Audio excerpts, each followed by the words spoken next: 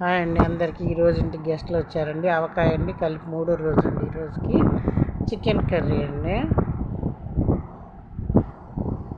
భలే టేస్టీగా ఉన్నాయండి. కర్రీ ఎక్కువ లేకుండా ఎగరబెట్టానండి. ఎగ్ ఫ్రై అండి. అన్నీ చాలా బాగున్నాయండి. భలే టేస్టీగా ఉన్నాయి.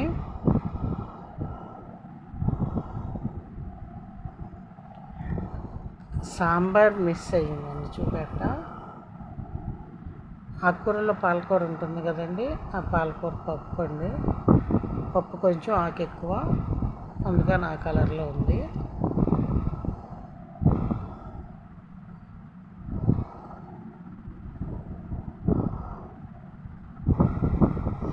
వడియాలండి, మినప్పప్పు వడియాలు, పిండి వడియాలండి. వీడియో నచ్చితే లైక్ చేయండి ఫ్రెండ్స్, సబ్స్క్రైబ్.